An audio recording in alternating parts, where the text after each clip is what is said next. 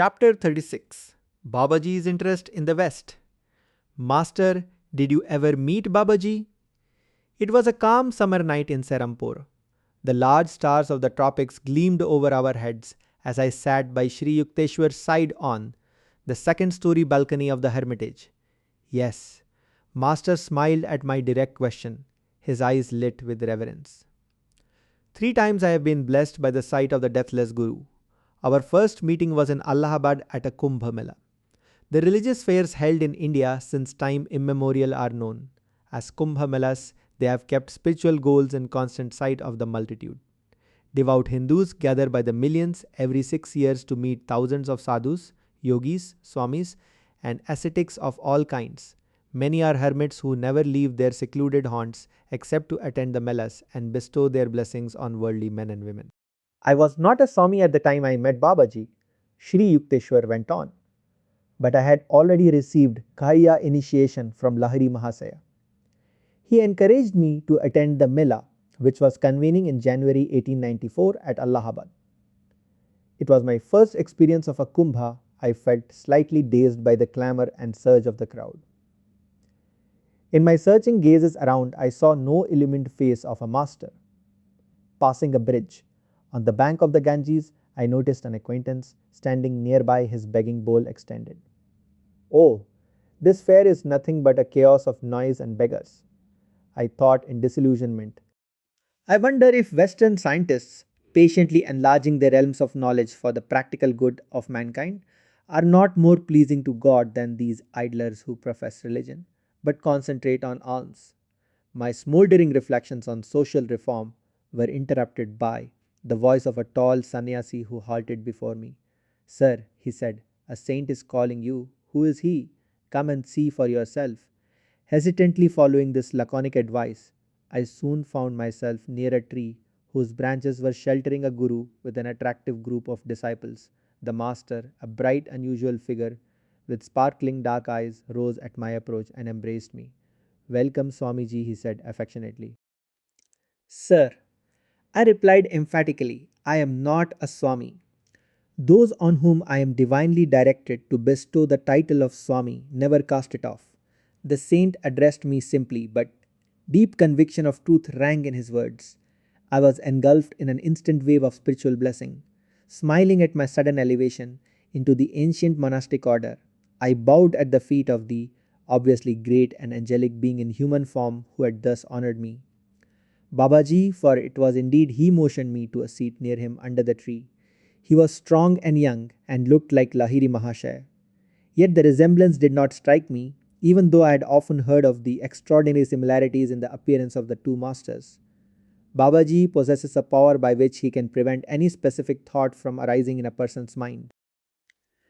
Evidently, the great Guru wished me to be perfectly natural in his presence, not overawed by knowledge of his identity. What do you think of the Kumbh Mela? I was greatly disappointed, sir, I added hastily, up until the time I met you. Somehow saints and this commotion don't seem to belong together. Child, the master said, though apparently I was nearly twice his own age, for the faults of the many, judge not the whole. Everything on earth is of mixed character, like a mingling of sand and sugar. Be like the wise ant which seizes only the sugar and leaves the sand untouched. Though many sadhus here still wander in delusion, yet the Mela is blessed by a few men of God realization. In view of my own meeting with this exalted master, I quickly agreed with his observation. Sir, I commented, I have been thinking of the scientific men of the West, greater by far in intelligence than most people congregated here, living in distant Europe and America, professing different creeds and ignorant of the real values of such melas. As the present one, they are the men who could benefit greatly by meetings with India's masters. But although high in intellectual attainments, many Westerners are wedded to rank materialism. Others famous in science and philosophy do not recognize the essential unity in religion. Their creeds serve as insurmountable barriers that threaten to separate them from us forever. I saw that you are interested in the West as well as the East, Babaji's face beamed with approval. I felt the pangs of your heart, broad enough for all men, whether Oriental or Occidental. That is why I summoned you here. East and West must establish a golden middle path of activity and spirituality combined. He continued, India has much to learn from the West in material development. In return, India can teach the universal methods by which the West will be able to base its religious beliefs on the unshakable foundations of yogic science. You, Swamiji, have a part to play in the coming harmonious exchange between Orient and Occident. Some years hence, I shall send you a disciple whom you can train for yoga dissemination in the West. The vibrations there of many spiritually seeking souls come flood like to me. I perceive potential saints in America and Europe waiting to be awakened. At this point in his story, Sri Yukteswar turned his gaze fully on mine. My son, he said, smiling in the moonlight, you are the disciple. That, years ago, Babaji promised to send me. I was happy to learn that Babaji had directed my steps to Sri Yukteswar. Yet it was hard for me to visualize myself in the remote West, away from my beloved Guru and the simple hermitage peace. Babaji then spoke of the Bhagavad Gita. Sri Yukteswar went on. To my astonishment, he indicated by a few words of praise that he was aware of the fact that I had written interpretations on various Gita chapters. At my request, Swamiji, please undertake another task, the great master said. Will you not write a short book on the underlying basic unity between the Christian and Hindu scriptures? Show by parallel references that the inspired sons of God have spoken the same truths, now obscured by men's sectarian differences. Maharaj, I answered diffidently, what a command shall I be able to fulfill it? Babaji laughed softly. My son, why do you doubt? He said reassuringly. Indeed, whose work is all this, and who is the doer of all actions? Whatever the Lord has made me say is bound to materialize as truth. I deemed myself empowered by the blessings of the saint and agreed to write the book. Feeling reluctantly that the parting hour had arrived, I rose from my leafy seat. Do you know Lahari? The master inquired. He is a great soul, isn't he? Tell him of our meeting. He then gave me a message for Lahari Mahashay. After I had bowed humbly in farewell, the saint smiled benignly. When your book is finished, I shall pay you a visit, he promised. Goodbye for the present. I left Allahabad the following day and entrained for Benares. Reaching my Guru's home, I poured out the story of the wonderful saint at the Kumbha Mela. Oh, didn't you recognize him? Lahari Mahasaya's eyes were dancing with laughter. I see you couldn't, for he prevented you. He is my incomparable Guru, the celestial Babaji.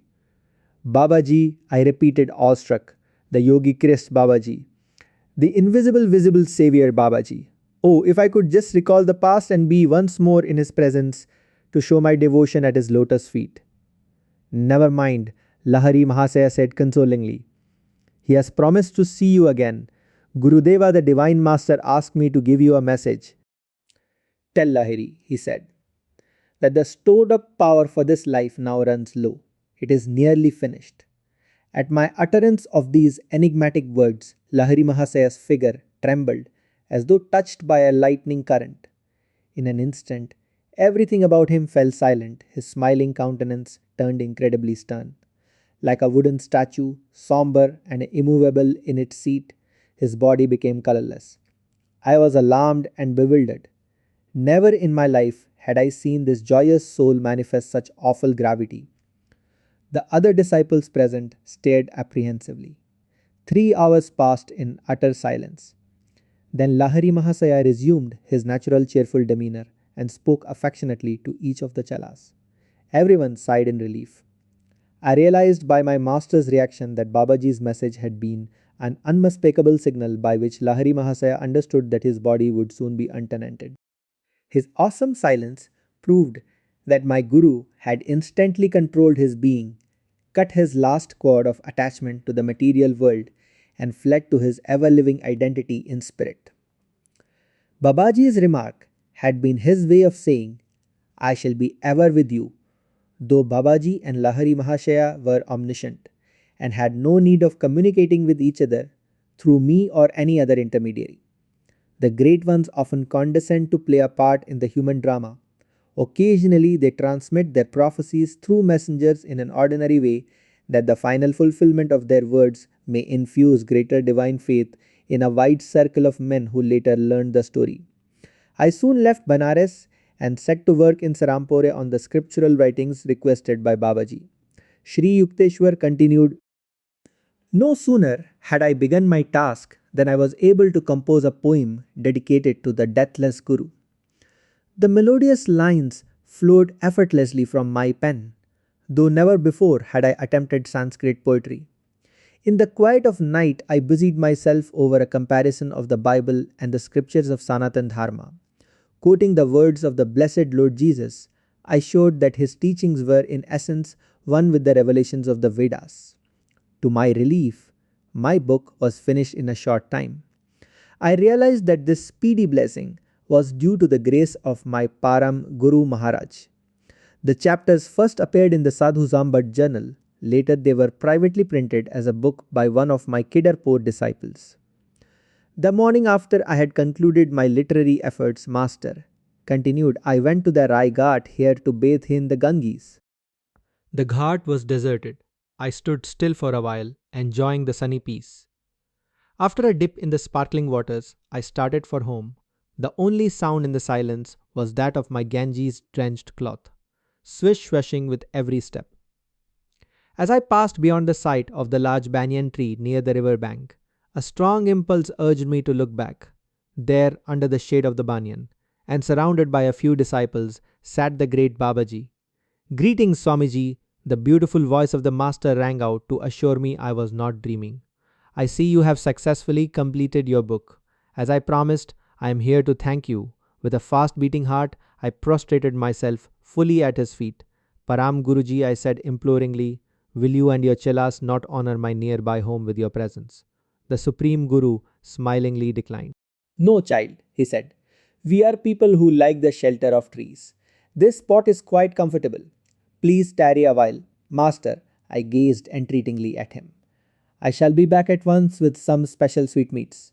When I returned in a few minutes with a dish of delicacies, the lordly banyan no longer sheltered the celestial troop. I searched all around the ghat, but in my heart I knew the little band had already fled on etheric wings. I was deeply hurt. Even if we meet again, I would not care to talk to him, I assured myself. He was unkind to leave me so suddenly. This was a wrath of love, of course, and nothing more. A few months later, I visited Lahiri Mahashaya in Benares. As I entered his little parlor, my guru smiled in greeting. Welcome, Yukteswar, he said. Did you just meet Babaji at the threshold of my room? Why, no, I answered in surprise. Come here. Lahiri Mahashaya touched me gently on the forehead. At once I beheld, near the door, the form of Babaji, blooming like a perfect lotus. I remembered my old hurt and did not bow. Lahiri Mahasaya looked at me in astonishment. The divine Guru gazed at me with fathomless eyes. You are annoyed with me. Sir, why shouldn't I be? I answered. Out of the air you came with your magic group, and into the thin air you vanished. I told you I would see you, but didn't say how long I would remain. Babaji laughed softly. You were full of excitement. I assure you that I was fairly extinguished in the ether by the gust of your restlessness. I was instantly satisfied by this unflattering explanation. I knelt at his feet. The Supreme Guru patted me kindly on the shoulder. Child, you must meditate more, he said. Your gaze is not yet faultless. You could not see me hiding behind the sunlight. With these words in the voice of a celestial flute, Babaji disappeared into the hidden radiance. That was one of my last visits to Benares, to see my Guru. Sri Yukteswar concluded, even as Babaji had foretold, at the Kumbha Mela, the householder incarnation of Lahiri Mahashaya was drawing to a close. During the summer of 1895, his stalwart body developed a small boil on the back. He protested against lancing. He was working out in his own flesh the evil karma of some of his disciples. Finally, a few chillas became very insistent. The master replied cryptically, the body has to find a cause to go. I will be agreeable to whatever you want to do. A short time later, the incomparable Guru gave up his body in Benares. No longer need I seek him out in his little parlor. I find every day of my life blessed by his omnipresent guidance. Years later, from the lips of Swami Keshavananda, an advanced disciple, I heard many wonderful details about the passing of Lahari Mahasaya. A few days before my Guru relinquished his body, Keshavananda told me he materialized himself before me as I sat in my hermitage at Hardwar, come at once to Benares. With these words, Lahari Mahasaya vanished. I entrained immediately for Benares. At my Guru's home, I found many disciples assembled. For hours that day, the Master expounded the Gita. Then he addressed us simply, I am going home.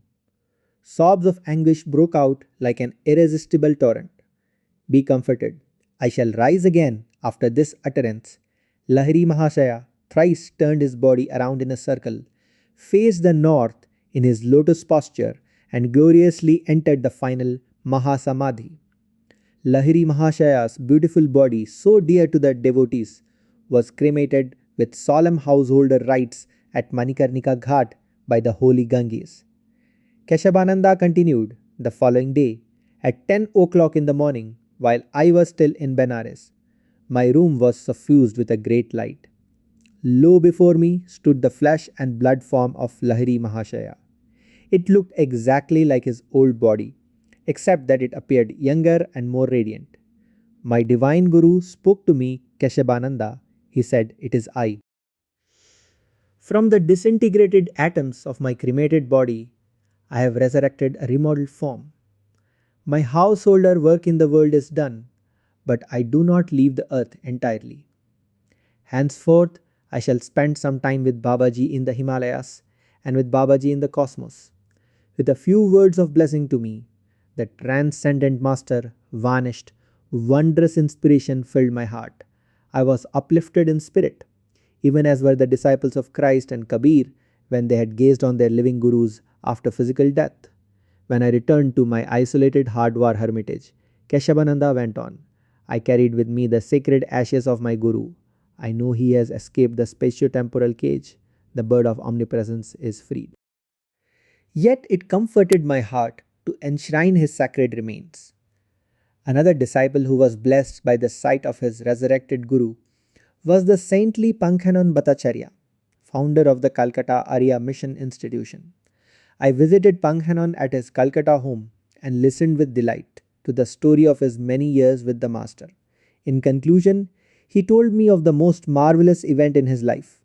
Here in Calcutta, Pankhanan said, at 10 o'clock of the morning, which followed his cremation, Lahari Mahashaya appeared before me in living glory. Swami Pranavananda, the saint with two bodies, also confided to me the details of his own supernal experience.